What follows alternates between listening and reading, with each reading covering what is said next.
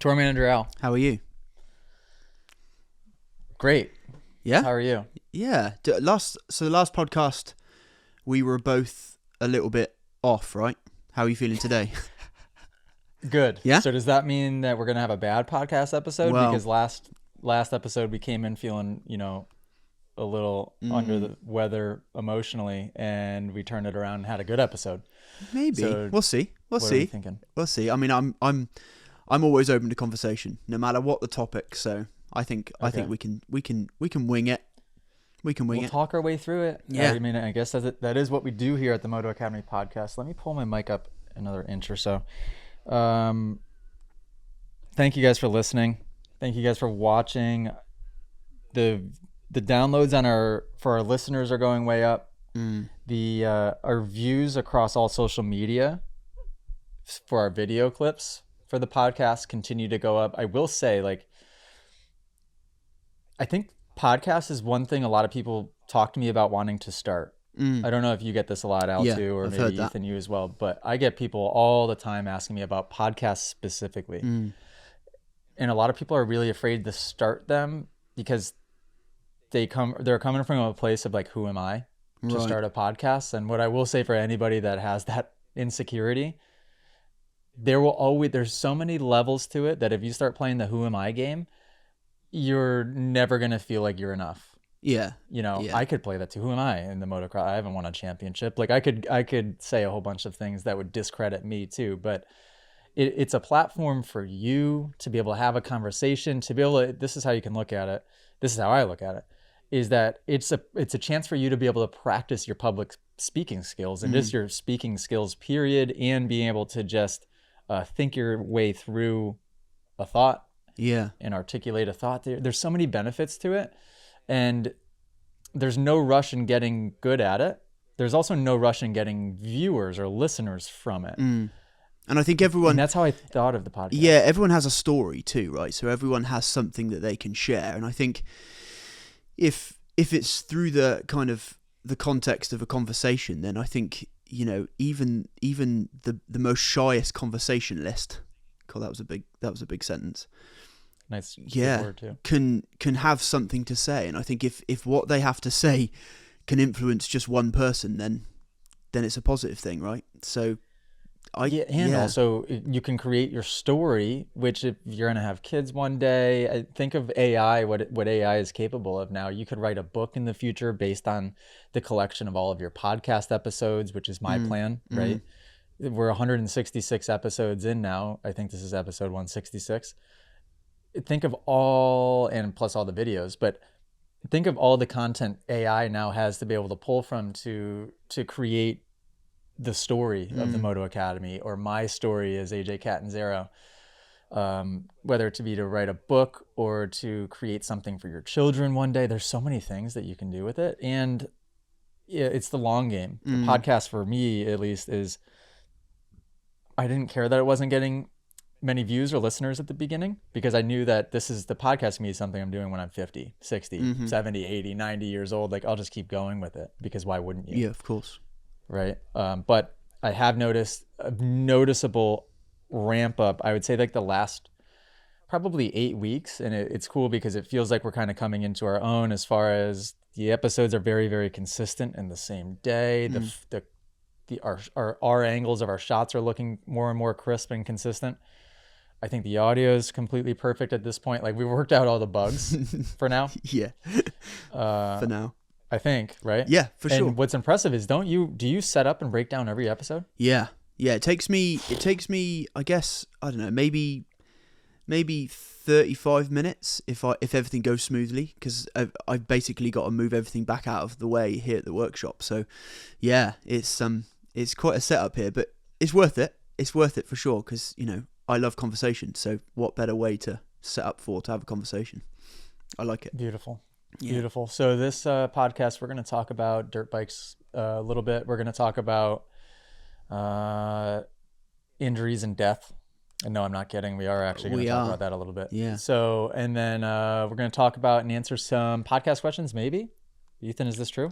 Yeah, we got a couple comments Okay. actually made on the death topic from inside the app, and then a couple from social media. Okay. So, Okay, so basically just talking about death this whole episode. Any other No. topics? No. There are Wow. topics. The social media Okay. questions are not related to the Got death it. topic. Got Yeah, it. so Okay, I didn't want to make this entirely down for you guys. I wanted to bring some light. so to it, we are all about going places that other podcasts don't go, I guess. Yeah. Yeah. Yes, we are. Yes, we are, Al. Yep. So I just got back from DeSoto. by Oh the wow, way. that place looks insane. Yeah, we're on tour. We're Yeah. on tour. If you guys haven't noticed, we're on tour. So go to themotoacademy.com. Where are we the rest of this month? Anybody know? We are at MX191 in Florida, I believe, coming Cool. up. Rio Bravo in Texas. That looks like a Beautiful. great place, yeah. CGI in South Carolina. So that is a kind of prerequisite to our camp there. Another big word. Where are these coming Nice. from? Prerequisite. Yeah, very good. Very good. And then we close the year at Sandy Valley in California. So we've still got some amazing classes coming up. So yeah, get yourselves locked in because it's not too late. It is not too late. In fact, Mitchell today, the day we're recording this, is at Club Moto in Northern California. Yep. And I saw some signups come in this morning Great. for that class. I'm like, man, nothing like waiting until the last minute to sign up. Huh? Wow. But That's crazy. try not to do that because it definitely very well, the VIP spots for sure will be sold out. The class could be sold out. So don't try and wait that long if you can avoid it. But Yeah. also don't feel like you've missed out if you're a week out and a class is coming. Go on the website, see if it's available, sign up, come join us. And we've got seasons passes available now. We've got 5-day camps being put on the website like nobody's business. So actually I'm going to talk about DeSoto, and then I'm going to talk about the Epiphany. I had another Epiphany. Well, since the other Epiphany, so you've had 2 Epiphanies, or just are we talking 1 Epiphany? Is it just the one Epiphany? No, maybe it was just the one Epiphany. Okay, right? you scared But I me. haven't talked about it on a podcast, have I? No, you haven't. No, Okay. not yet. Great. No, you Great. haven't. So I think we can definitely do that. People will be interested, I assume. So we'll talk about my Epiphany. And yes. So, okay, DeSoto. DeSoto, yeah, looks amazing. I've been there before, but again, when I go to all these classes, I can't remember where the heck I've been and what the track looked like. Like the track name will sound familiar sometimes, but I can't place myself there and imagine what it's like. But as soon as I pulled in, I'm like, oh, yep, okay, I remember. Love it. And dirt is awesome. The layout of the facility is really, really cool. A lot of space. The track is built in it feels like a training facility or like a pro level track. Yeah. Not in the sense that like the jumps are dangerous, but it just feels big and cool. And everything is built professionally, which is helpful. Yeah. Sometimes you go to these tracks and they're still very fun, but they're just a little bit more rinky-dink. Rinky-dink. Al, I know you like that word. I honestly, I'm trying to fit that into my everyday language, but it just doesn't work here. It doesn't work. Are you sure? It feels like an English thing. It feels like a British thing to say. So can you say it? Use it in a sentence for me. So this, I can't. So I'm trying to think of a scenario where I'm round my friends and I come out with rinky dink. I mean, to be honest, there's a very strong chance I'll get elbowed in the chin. Man. But hey, I'm gonna keep trying. One day I will use rinky dink in a sentence successfully. Okay. But keep it on your periph. 100% periph. Yeah. Al, it's that was a pretty rinky dink way of trying to use that word, man. Yeah, exactly. Ooh, Yeah. I don't know. That was It was also subpar. That was subpar, but it was Okay, I'm gonna try. Well, I'm gonna try this. I'm gonna try this. I ride a 2013 CRF 450. It's a lovely bike, but it's kind of rinky dink. Yeah, that was better. That's good. That's That's good. Yeah. Cool. There we go. Done. Yep. Success. Yeah, and rinky dink I think is even best used when you're describing a venue, Okay. a place that you're going. So maybe a restaurant, a restaurant, a track, maybe even. When you pull in and you're just like, oh, this is a bit rinky dink. Yeah, I like it. I like it. Don't know who would have ever taught me that terminology. People let us know in the comments. Does anybody use it other than me? I don't know. Ethan, have you heard anybody use that word before? Yeah, maybe my 80-year-old grandma. Oh, okay. Well, the same with Toodaloo. Like, who taught me Toodaloo? I have no idea. Toodles. That's broken down into toodles. So you've made it relatable. Yeah. But I don't know anybody else that says it. No. and I don't know where I learned it. No. So anyhow, went to DeSoto. It was not rinky dink. No. But okay, so here's kind of how my day went. I wake up. It's 36 degrees. Okay. And right away I'm like, oh, all right, well, not quite what I expected. And as I'm driving to the track, it's not warming up. Okay. You know, I checked the weather and it looked like it was going to be good, but it's just not warming up on my way to the track at all. So I drive an hour, get to the track, still 38 degrees, pull into the track, it's wet. Oh, and okay. I'm like, oh man, not only is it 40 degrees, but now we have a wet track on top of that. Now the weather's rinky dink. And the weather was just, yep. And so the day begins right away on first warm up. It's deep. Okay. And yep. So now I'm just like, oh, well, not muddy necessarily in most spots, but just deep. Yeah. Like you could tell it had been raining the whole week. He prepped the track perfectly, but it was kind of like a bottomless pit. And so first group is kind of having a rough go, and second group hadn't even gone yet. So I just knew it was going to be one of those days where I am so good now at, and I think all of our coaches have had to deal with so many. They've had to get creative so many times. Yeah, so as they're out there, I'm like, all right, I always have a plan. If we have to go to the kids track and make it a turn track, it is what it is, and it can be equally as productive. Yeah. And so I'm kind of thinking that way. But then, the sun comes out, the weather breaks. It ended up being 60 degrees and beautiful. And then the longer we rode, the track ended up being amazing. So the jumps that we worked at the end of the day, perfect. The corner that we worked all day long, perfect. So it ended up being a good day. And when I'm at these places, the one thing I really have my eyes peeled for now is it campable? Campable. Is it campable? Yeah. So another good word. And I spent the majority of the day, looking through the lens of, is this place campable? And it turns out it is. So okay. By the time that this comes out, maybe it'll be on the website.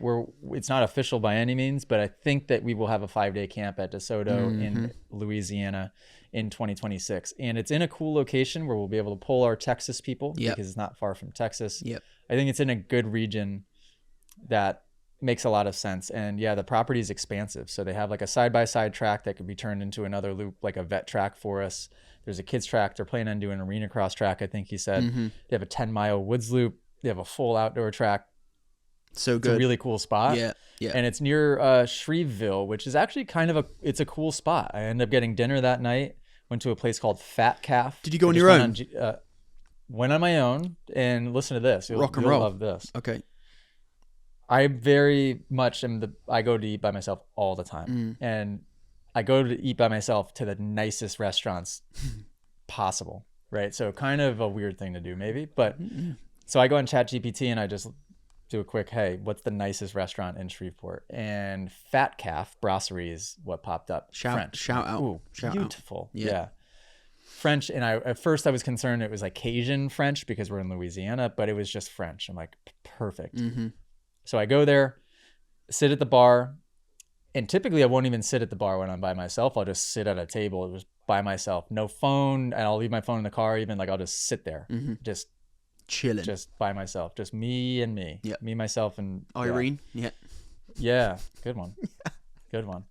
And I'm sitting there at the bar. Old couple comes and sits down next to me. End up just eating dinner with them the whole time. We ordered all of our meals together, shared our appetizers and entrees. The husband had recommended a glass of wine from a region in France that we had both been to. Wow, so you drinking wine? That is something I didn't think would happen. Are you a wine drinker? Yeah, it was this a very specific, like I like Bordeaux region wine. Okay. It's just something about maybe the memory. It like brings up this nostalgia when I taste. It's just very good. You strike me, but it's also you strike me as one of these people that would like swill the glass and smell it before drinking it. Am I wrong? Yeah, no, you're absolutely right. Oh, yeah. Sweet.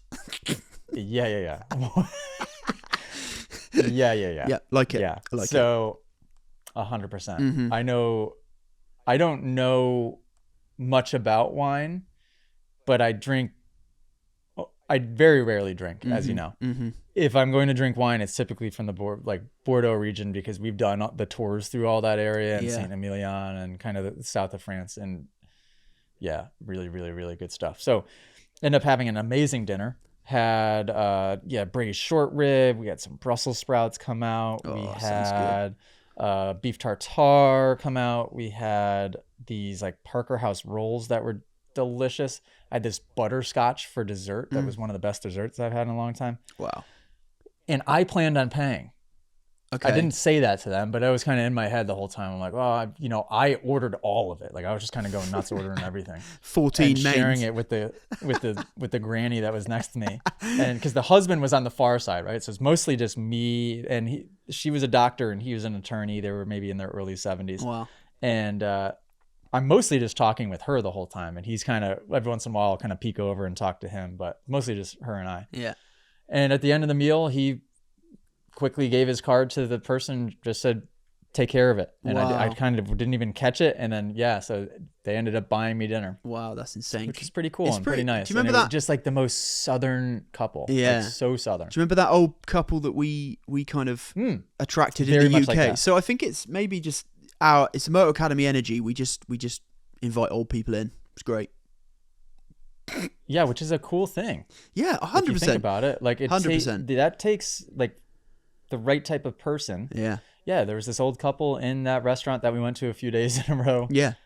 So good. Near 101 in England. And yeah, she cried when we left at the end of it, the last day that we saw her. Remember? Yeah, totally. It's often like I often find myself, right? So I've got, like you, I've got quite a few tattoos, and I come across, I guess, in a certain way when I'm out in public, and I love it when I can, like a criminal.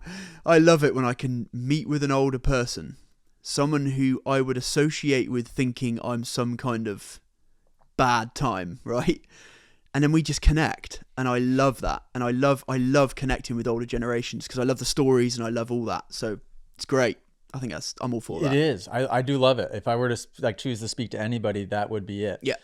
And then on the way home, I sat next to it. She was 74 years old. Her name was Sue. Shout out Sue. Shout out Sue.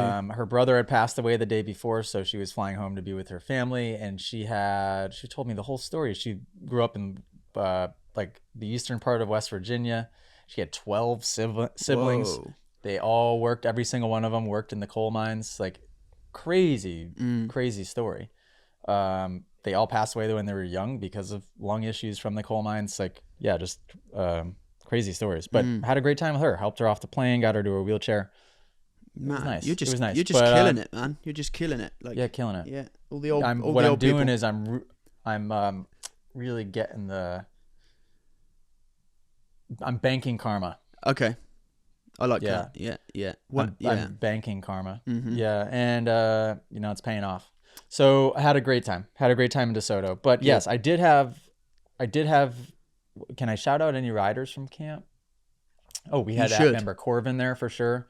Corbin is potentially going to do an assistant mechanic role for us at the first camp, which would be really fun. Cool. He came up, young kid too, like maybe he's homeschooled, so maybe he's 16. Cool. Ish. So he's got loads of time. Comes up to me at the end of class, and you can tell he was kind of nervous to do it because he was like about to pitch me, right? Yeah. But he did it so well. He comes up, he's like, just let you know, like I am homeschooled. I have all the time in the world.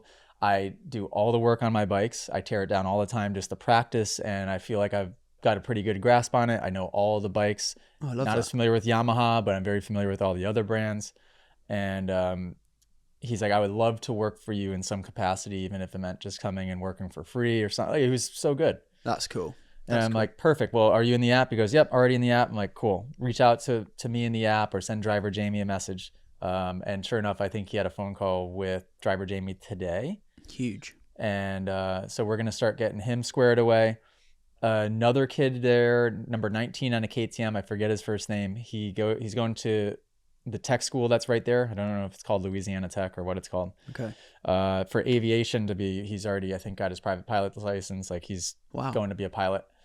But he was really good. So my gear bag got lost. That was another part of the beginning part of this trip where it wasn't going my way. Did you get an old lady's bag? You got an old lady's bag, right? I did. No, well, so I didn't get the old lady's bag. Oh. They tagged my bag with the old lady's tag. And so it went to Alabama to Cynthia's house. Well done, Cynthia. Shout out, Cynthia.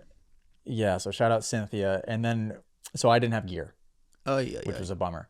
But what we did the day of is I used number 19 on the KTM to demonstrate everything, and he was nailing every demonstration. Even when it came to the jumps, I said, okay, jump halfway, 3/4, case it, jump it perfectly, and then give me a soak up and then a scrub. Cool. So I gave him kind of all the progression steps as I would. That's cool. Nailed all of them. Wow. And then I needed him for some reason to do it on somebody else's bike. So I said, hey, can you hop on this bike? Do you mind? I asked the person, do you mind? And he goes, no. Starts hopping on. I go, have you ridden this bike before? He goes, no, in fact, I've never been on a Yamaha in my life. I was like, whoa. Oh, well, good luck out there. Everybody laughs. He goes out and kills perfect it. Wow. on that bike that he had never ridden. Wow. And yeah, in front of everybody, I asked him, I'm like, would you want to be like a coach one day, or what's like, do you have interest in that? He very much, and I told him to get inside of the app as well. Yeah, it was a cool group. That is wicked. It was a cool group. I'm trying to picture you taking a class with no gear on. It was weird. I haven't done it in years. Wearing like Cynthia's dress. Yeah, I had high heels on. And, nice. It was a little inconvenient, especially with how kind of squishy the track was. Yeah, I bet those high heels pinched aerating. A bit. Yeah, I was just aerating the track with my high heels. Great. But I tell you what, so I started doing classes many years ago without gear. I don't know why, but that's just how I started doing them. Okay. And then I realized, wait a second, it would be so much easier. I'm like, all I have to do is pack an Ojo gear bag. Not very difficult. Yeah. I can very easily steal bikes. Not like I have to get a bike there. Why don't I just start doing these with gear on? That way I can demonstrate. And then once I did the very first one that way, I was like, duh. Yeah. Yeah. Why wouldn't any trainer train this way? Like, to be able to create a visual, to hop on somebody's bike and show them exactly how it can be done. I mean, doesn't get much better than that. So I felt a little naked, I will say. No doubt. So, but overall, it was fine. Solid. Yeah. So I had a really great conversation with Ricky actually at DeSoto just before our podcast tonight, or midday for you. So yeah, I'm super excited to work with him for camp. So yeah, keep eyes on the website, because that's going to get locked in. Yeah, he's a good dude. And speaking of the website, speaking of camps, here's my epiphany. I was reading a book the other day. So it's funny. I try to be very particular about the books that I recommend for the team to read. I want to make sure if somebody else can invest their time in this, let me be the person who kind of makes sure that vets this book and make sure it's good. Especially since I just not that long ago told the team to read all 3 Alex Hormozi books. So, and do you hate me for not reading them? The Alex Hormozi books? Yeah. You don't need to now. I'd say you're probably one of the least. The people that are important to read the Alex Hormozi books right now would be Scott, Ethan, Kate, Britt, Cohen, even, because you learn how to package a video a little bit better. It'd be important for Ryan to do, which he read them.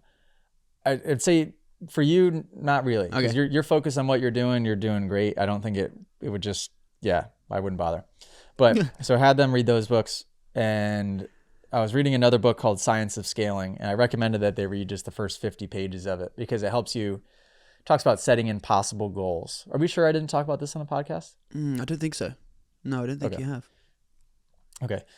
So setting goals. Impossible goals. Okay. Impossible goals in an impossibly short period of time. And as soon as I started reading that, I'm like, oh, this book's for me.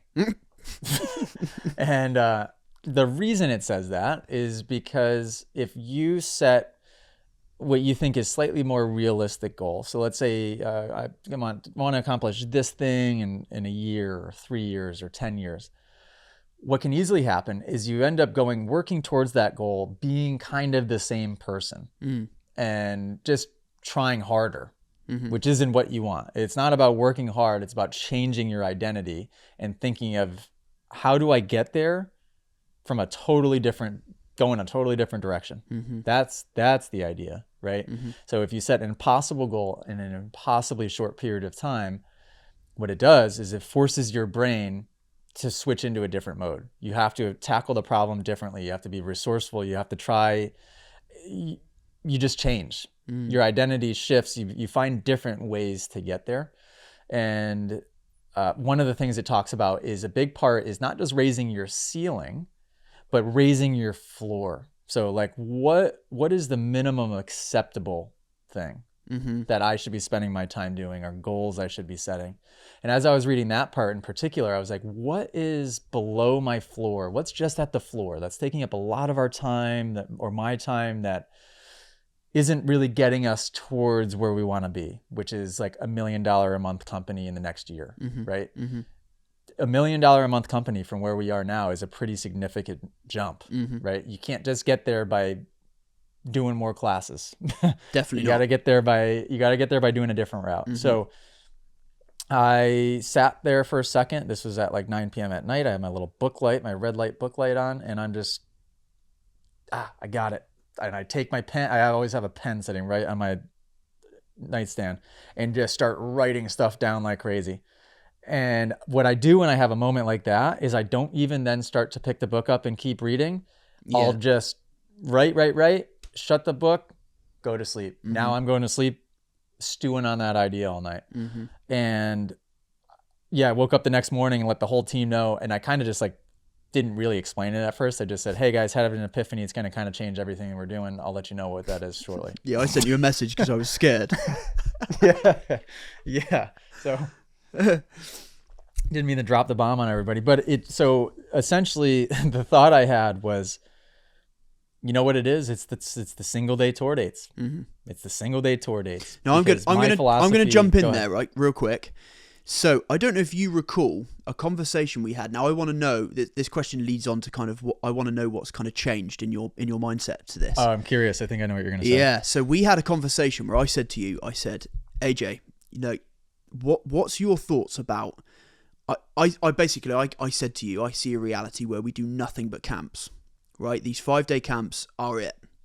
Now I remember you said to me something along the lines of, no, the Moto Academy was built on these single day classes. That's the foundation, right, and all that. That it was that kind of response. Now, this flips that right on its head.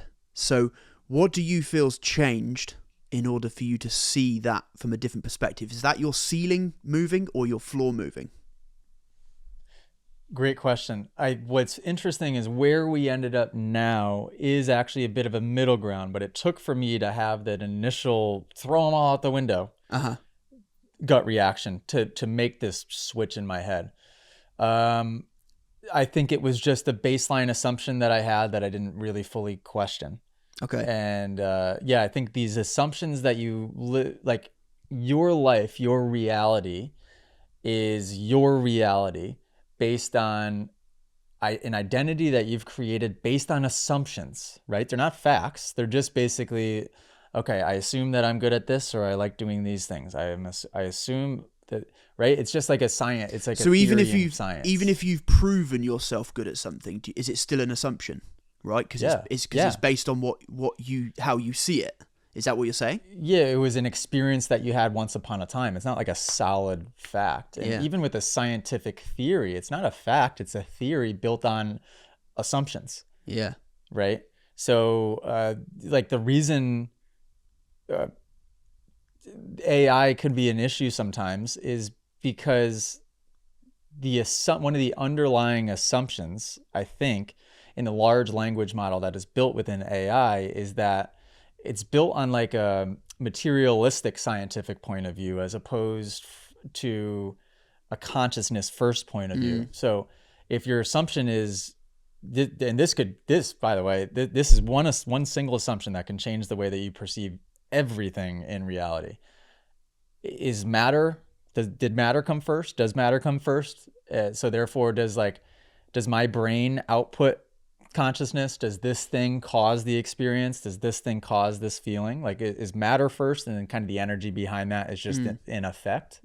Or is consciousness fundamental? Is your perception, is what you're perceiving actually what formed your brain? Is it actually what creates every experience that you have? So you have to question your assumptions, or else you just go through life doing things that, might not be the right thing or might not be serving you. Yeah. And so I think I just had the assumption of, of course we should do those. And of course, if we're doing them, we should also scale them, right? Because that was just an assumption based on all the books I read. And like, if you're going to scale, just do more of that thing. Yeah, that was the assumption.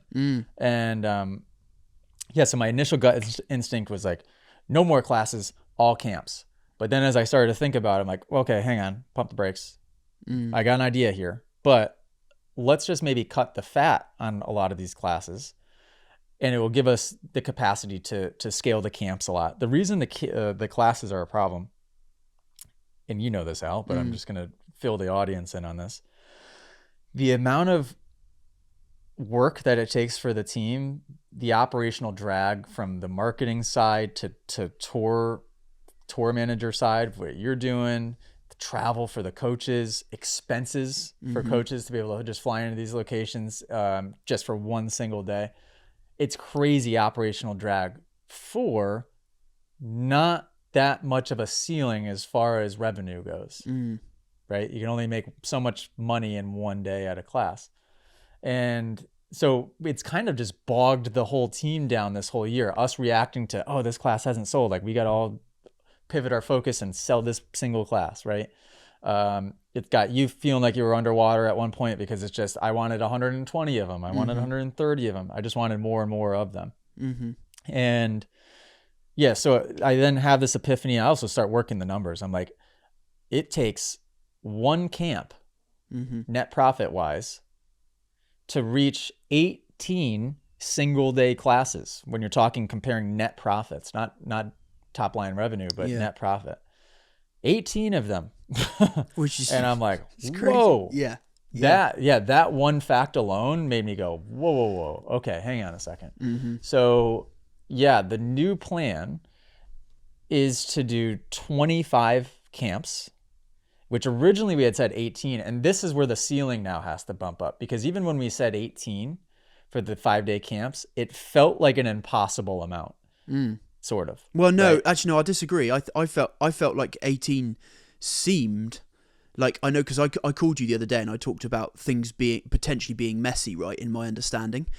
I felt like 18 wasn't messy, right? That's where I'm at with it. So that's kind of how I felt about it. So it felt like a controlled amount for you? Yeah, for sure. Yeah, it felt good. Felt good, yeah. Okay, I agree. But at the same time, the original reason I chose that amount is because I wanted us to slowly get there. But on the same token, when you say 18 compared to going from 3 last year, it did sound like a crazy amount. Yeah, for sure. And now we're going to do 25. So we're going to add 7 more onto that. And what gets tricky about this is when you start talking 25 camps, and by the way, we're going to kind of front load a lot of them into the summer months. We end up doing back to back to back weeks, and maybe even back to back to back to back potentially, but which sounds very scary in theory. But when you get good at something and create a process, then we're going to just have our staff will be on a rotation essentially through these events, and we'll be able to just, have a rotational staff, the drivers, the admin, the coaches, the assistant coaches, the mechanics, everybody will be on a rotation so that it'll be doable. It'll be doable. And then what we ended up doing for the single day tour dates is, originally I was thinking like cut them all out. Then it was, all right, just do the top 20. Then it was, all right, maybe do the top 40. And then I had the number 70 in my mind. And then I got our finance report back. This was all happening actually in the same day. I got our 2025 year-to-date finance report in of here's a complete list of every class we've done in 2025. Here's how many spots it sold. Here's what was revenue created. And here's bottom line, like what your net profit was on that class in order so you could see. Turned out that our bottom 20 classes were net negative, lost money. 20 of them. And I always had a hunch that maybe that was the case, but I didn't know how many. I didn't know if it was 1 or 5 or 80. I had no idea. So it was 20 of them. Are you surprised by that statistic, Al?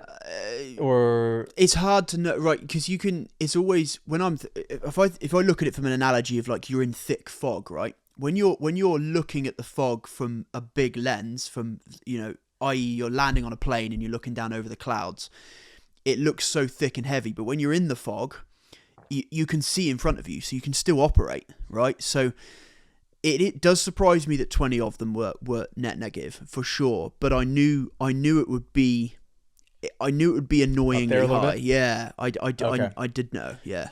Ethan, what would you say? Did that surprise you, or did you kind of have a hunch? I honestly thought that the number would have been higher, so I was surprised by it. Well, that's yeah, good. to be honest, just with the last couple of months, I feel like we've rescheduled a lot or like been nervous about a lot, but hearing 20 like that felt honestly quite good. And I think it kind of it goes along with the conversation me and you had as well, AJ, about the fact that we wanted to kind of start steering towards quality over quantity, right? And we had a deep chat about kind of the whole, we didn't want to force things and we didn't want to kind of like rush things. And I think 2025 felt forced and it felt rushed, right? And I think that's where this new plan slots in perfectly. Now, I do have a question off the back of that. This new Epiphany, what percentage does that slot into your impossible goals, right? If 10 being completely impossible, 1 being totally achievable, where does this new plan fit into your impossible goals, to kind of circle it back to that point? So the amount of classes or camps, I haven't really reflected on that. I don't think that the classes we're optimizing now at this point. I don't think it's relevant to put on that scale. I think the camps, I think we could scale them much further. I don't know how much further, because then you're going to have the same exact problem. You're going to potentially oversaturate. There's going to be a sweet spot number there. I think where the impossible goal comes into play is how many spots can we sell at each of these things? I see. That's it. I'm glad you answered that way, because it was I was starting to I was struggling to perceive where impossible fitted into this scheme, right? When so much of it seemed impossible. Yeah, I think the impossible goal would be, you sell 100 spots to every single camp, no exceptions. Okay. I think the impossible goal would be 1,000 seasons pass sales for 2026. Okay. Yeah.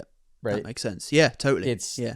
We're on a trajectory to get there maybe in the next few years, but how do we do it this year? That's the impossible goal. It's possible, but not doing what we're doing now. So like last year we sold 120 spots to Salt Lake City. So like we've already proven, that was the very first year we did it. We've already proven 100 is possible, but to get it at every single camp, at every single region and location, we're going to have to be very good at what we do. And 1,000 seasons passes, I think that's even more difficult. So how does how does falling short of that impossible goal sit in your mind, and how do you process that if you quote unquote fall short? So the way that I look at it, and I would encourage anyone to look at any impossible goal that they set, is that's irrelevant. Okay. It's because it's supposed to, the impossible goal, by the way, is supposed to also be a moving target. And you're always supposed to update it, because what's the point of hitting the impossible goal? That's like target fixation. If you're going in a corner and you look at a spot and you stare at the spot until you get there, well, you're going to be in trouble. What you're supposed to do is look at a spot, and then before you get there, you're already looking at the next spot. So, Al, I've pulled a U right here. Typically, I'm not good at forming these metaphors, but that would be an example. Is like when you are even getting remotely close to that impossible goal, you've already set another one. Yeah. It is the process that you are focused on. It is not the obtaining that goal. Yeah, that doesn't matter. So that impossible goal is never designed to sit within any bracket of reality, is it? It's designed to be constantly shifting you forward and progressing you as it's literally designed to shift your reality. Yeah, that's what it's for. I get it. KPIs are important because you're taking lag measurements on things that have happened that week or that month, and it's important to know where you stand so you can make adjustments and corrections when necessary. But like, an impossible goal, it's just meant to shift your identity. So, but good question. My phone's at 3%. Let me go get my charger quick before this bad boy dies. And then when I get back from these short messages, I'm going to. I wanted to wrap up that thought. So what was the rest? What was the rest of that? So anyhow, 25 camps will be on the website in 2026. Those are all being booked like as we speak. So keep your eyes peeled on the website all the time. Keep your eyes peeled on our content to see what we're announcing and when we're announcing it. But this makes the seasons pass even that much more of something that should be on your radar, something that you want to get. And we've been selling more of them than I thought we would already. So a very good sign. We're great. In the early stages of that messaging and getting people, creating awareness of what is the seasons pass, how much value. Oh, you know what I did see? Go. And I don't know if I shared this with you or not, and we should share it to the whole team because it's pretty inspirational and cool. The Lorson Bros signed up they purchased the seasons pass. They had already purchased a camp for both of them in 2026. When the seasons pass came out, they said, yep, we're getting it. That's so huge. The way that we did it is we gave them a code so instead of however it was done, it kind of changed the process a little bit of how the seasons pass worked for them, or maybe not. So the seasons pass gives you a code, and you can go on the website and add all of the camps and classes that you plan to attend for 2026 into your cart, and then you use the code and you get them for free once you have purchased this pass. Sweet. So they sent a screenshot and DM'd me and said, crazy value, AJ, crazy value. And I'm like, oh, what does that mean? And I'm like trying to get the picture to load because I'm on a flight and it's not working. And I click into it, and it's their cart with the classes that they had added, and it has 14,500 or whatever it is. Wow. And then X'd out, and it says 0. Wow. So however many classes that they had already decided to put into their cart and camps that they had decided to put into their cart, they had saved $14,000 insane by using that pass. And I'm like, so good. Whoa, it started to, because we had some hypotheticals playing in our head of, oh, if this person did this, if this person purchased this many. But this was the first real life example of me seeing it in practice. Holy cow. That's huge. Yeah. That is huge. Wow. Yeah. Crazy. What better family than the Larsons too? They are awesome people. They reach out to me all the time, and it always brings a smile on my face to see them. So can't wait to see them again. Talk about an ideal customer. Yeah. Yeah. So that is the ultimate type of person that we would want at those camps as well. And I think that there's so many reasons why this strategy and this epiphany is going to work so well for 2026. When we come back from these short messages, I'll explain why. Moto Academy, while I'm going up to get the charger for my phone, because my phone's at 1%, as it always is, I've got something to tell you, and this is very, very important. I'm giving away a KTM 300 SX. This bike is brand new. The thing is beautiful. Look at the picture. We got graphics on it. Put a gut swing seat on it. We put Moto Academy Phoenix handlebars on it. It is ready to rip. It just had its first, so I rode it for an hour, and we did its first service, and it's spectacular. This thing is literally ready to fire up and ride. And by the way, it's one of my favorite bikes out right now, the 300. We're giving it away on December 13th. Today is December 10th, which means that we just started triple entries. If you go to themotoacademy.com, every dollar you spend is 3 entries to win this bike. Do not wait. Go buy Moto Academy Mindful Moto hoodie or sweatpants that I have on that you probably can't see, or buy a season's pass for a couple $1,000s. If you buy a season's pass right now, if you bought a family and friends season's pass right now for $5,000, what's my math here? You would get 15,000 entries to win the bike.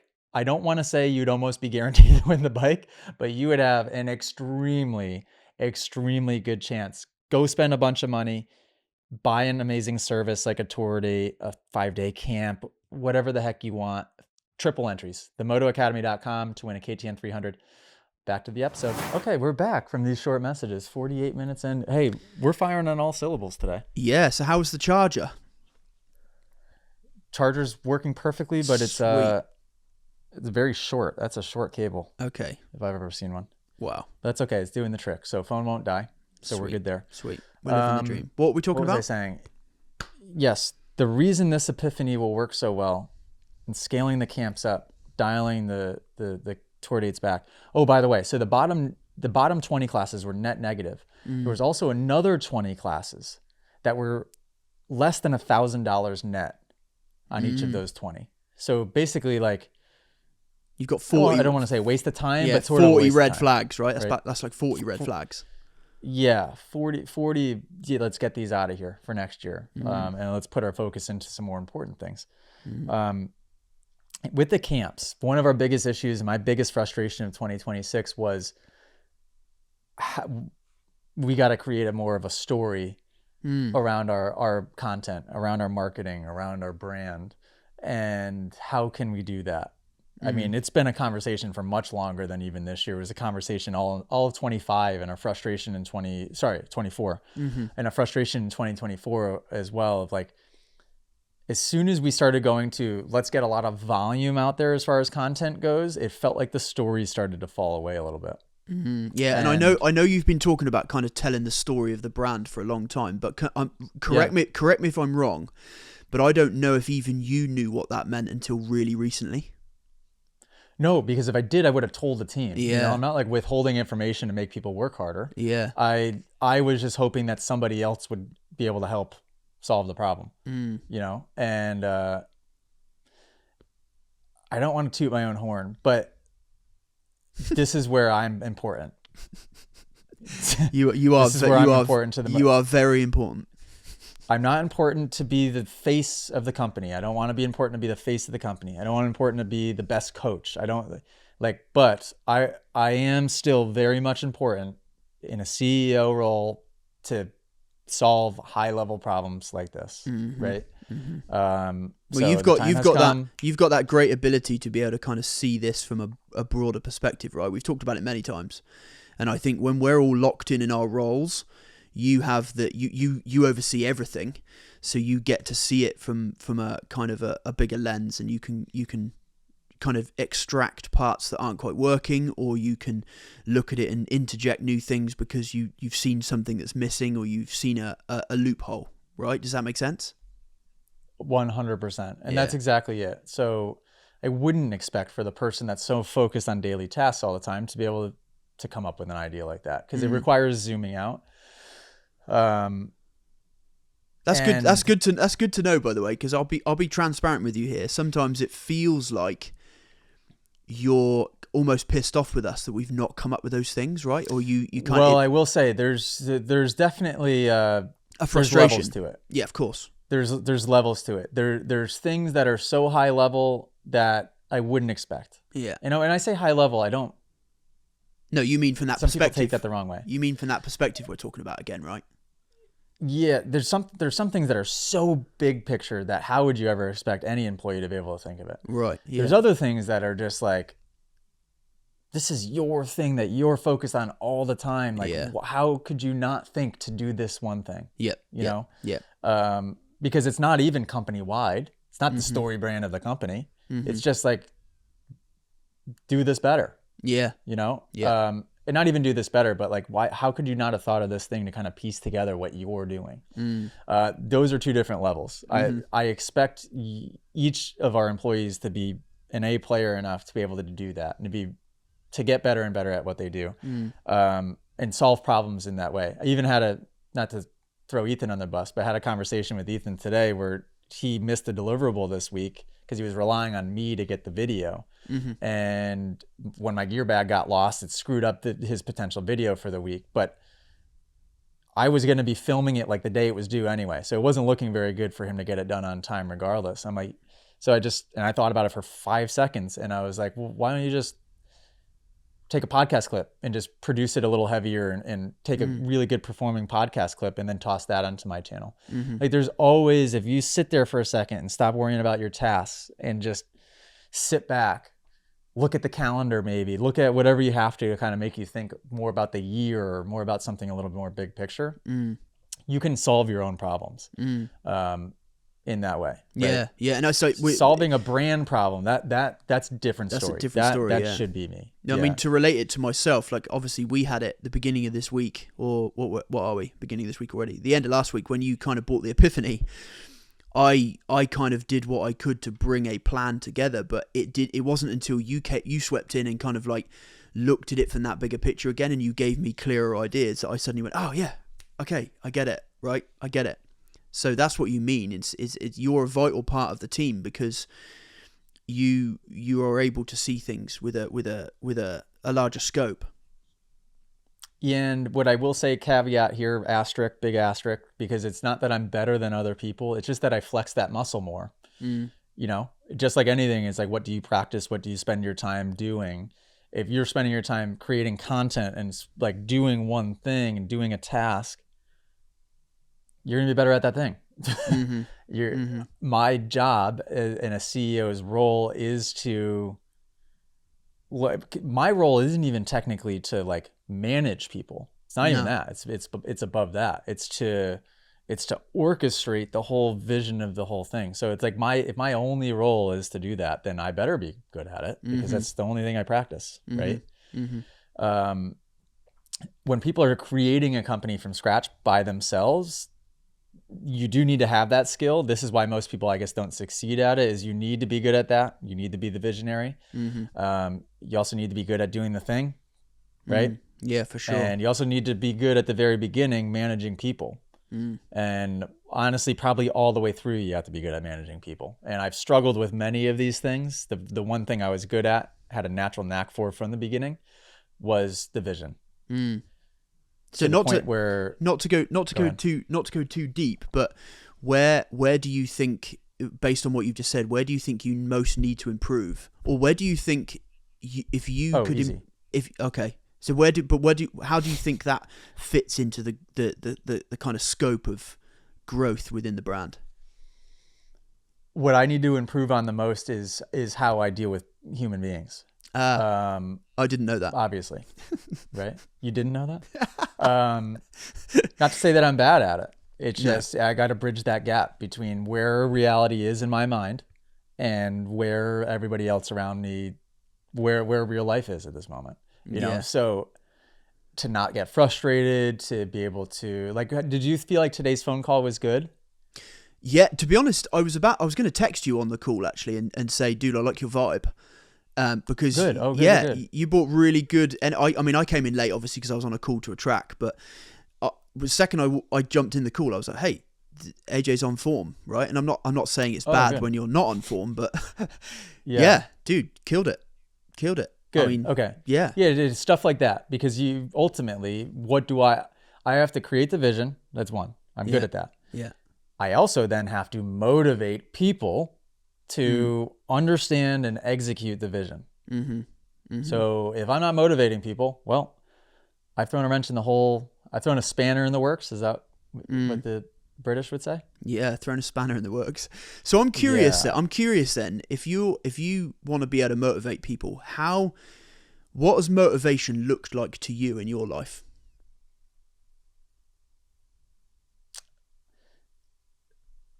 I think just seeing the vision so vividly that it feels like I already have it. And so then it's just like, what happens then is I do and learn the things I need to get there. So I'm not talking... motivated by money. I'm not motivated by anything. I'm not motivated by anybody telling me I'm doing a good job. I'm honestly, I'm not motivated by anything extrinsic whatsoever. I'm not. What about people? I'm motivated just by change. What about people?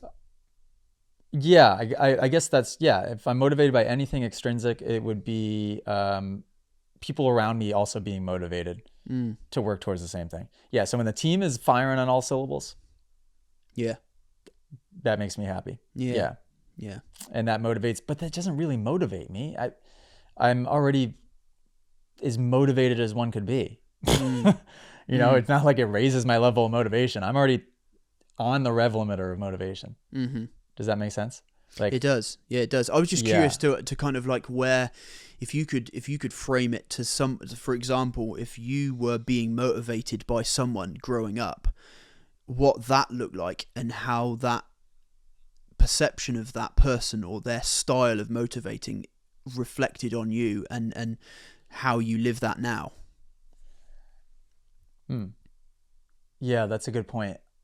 When I was growing up, and I can say growing up all the way through, let's say until I was like 25 or 26, you know, wasn't motivated by much. I was motivated by money in a bad way. Made me nervous. Made me feel like I didn't have it. Was motivated by girls. which was a distraction. That's it. So was anyone? The motivations were wrong. Who was the person in your life that was kind of steering your, or guiding you, for want of a better word? Well, so there were a lot that came in and a lot that had good things to try and help with, but I was so not there yet that it didn't matter. Okay. It didn't matter. There was like those poor people. It was like probably like talking to a wall. So somebody that came to mind the other day, actually, was Davey Millsaps. Okay. Because I was watching a Juju Beaumer clip of Juju had to sit down with Davey and wanting to work with Davey, and Davey said, "I'm only going to do this if you're all in. You're all in." He's probably, by the way, he's probably saying that thinking of me and reflecting on our time together, and just like, okay, I'm not going to invest my time in somebody else unless you're all. I don't want that happening again. Yeah. So Juju, I guess, went out that night and drank and partied or something, and that was like his final night. And then after that, he was done. He was good. But like when I was living with Davey, I thought I wanted it. Like if you had asked me at the time, do you want it? Of course I would have said yes. But I wasn't there yet. And I was surrounded by my closest friend at the time, who was going to all the races with me, who I was living with in his motorhome at the training facility. He was not a good influence in that sense. He just wasn't. So I think my morals were off. Everything was off because he was sort of, even though he was only a year or two older than me, he was kind of my father figure. Like he was my guiding figure. So I would just do what he was doing. Because I started living at these facilities by myself, or I say by myself, with him when I was 14. I had some morals in place, but not really. I had no goals. I didn't really have direction. I just didn't have anything. And so when people were coming into my life when I was 16, 18, 20, I had established this identity, and it was too late. It was too late. There was nothing they could have said. It's like me having conversations with you, Al, sometimes where I see things that are so obvious from the outside in, just like anybody does with anybody else. But I can't tell you. There's nothing I can tell you in that moment. There's literally nothing I can tell you in that moment. And that's how it was. So that's how it was with Davey and I. And Davey was very selfless in the fact that he was trying to help me a lot in the peak of his career. Yeah. I mean, he was on JGR 450, James Stewart's teammate, podium every weekend with James. I mean, and I'm living at his place just screwing off, trying to do whips and God knows what, Yeah. And he did that because he saw potential, but I was not ready. There was nothing that would motivate me. So I guess to answer your question, I didn't, in my growing up, I didn't learn a way. I think this is the problem. This is what's made me like maybe borderline sociopathic, is that, I never learned that for myself until I had such a drastic identity shift all at once that my life just completely flipped upside down. But it only had to do with me. It wasn't an outside force that caused that. Yeah. So now now I'm learning more about people and but it's tough because I have to prioritize things too. Like sometimes the brand and a brand vision or a brand problem will take priority over the people. And then sometimes I realize and I got to pump the brakes. I'm like, okay, I'm being an a-hole. I got to work on people skills, you know? Yeah. And then other times I'm like, oh, this is actually a self-belief problem. I got to raise my ceiling of self-belief here. So then I start reading books and focusing on that. Yeah. It's interesting. Kind of, there's three types of books I read. It's like the how to win friends and influence people type of book, right? Yeah. Like leadership and dealing with people. That's one. Another is straight business type of books. And then another is self-development mindset type of book. So it's kind of like the three facets of growth that I always go down. And right now I'm focused on business. So sorry, people. No, I think it's a good conversation. I hope people are enjoying the conversation. I mean, I think obviously the times me and you have kind of, we've talked about this before, right? Where we've got the robot emoji and we've got all those types of things. And I'm curious to know kind of, I love hearing people's stories, and I love kind of what kind of fires people up to be the way they are. And it's, you specifically intrigue me, and I know you know that because we've talked about lots of things, but I can safely say, and this is a good thing, I believe, I don't think I've ever met anyone who thinks and does things like you, and that makes you powerfully unique for sure. But it always intrigues me as to how you became the person you are, and what people and what things influence that kind of direction shift and the way you are. Because it's funny, like I've grown up not being, I don't know why this is the way it is, but I've grown up not being intimidated by anyone. And I've come to realise the last couple of days, and this is me being totally vulnerable and open on a podcast, the way you are intimidates me. And I don't mean that by the fact you intimidate me. I think it's because the way you communicate, the way you project, the way you deliver ideas, I guess it kind of almost lights a fire in all my bad qualities, right? So I have a fear of failure and all those things. So your style and yeah, you didn't know that? So the way you communicate, well, I guess sometimes there's I do. I feel I have a massive fear of failure, and it's so I guess I could probably say I'm intimidated by your nature. I don't know if that even makes sense, but I'm trying to kind of.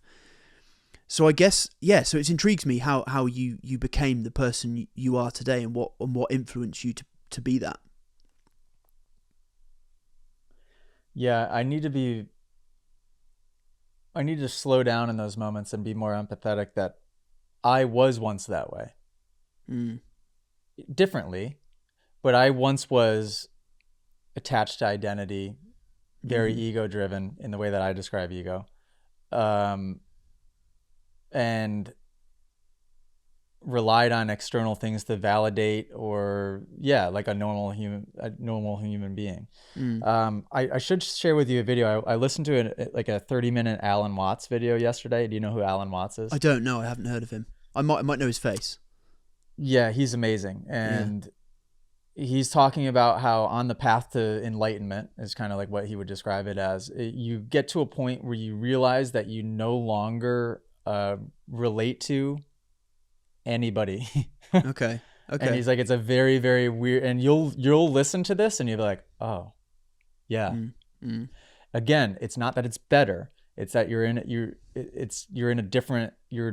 a different plane entirely. Because I don't failure is not even a thing.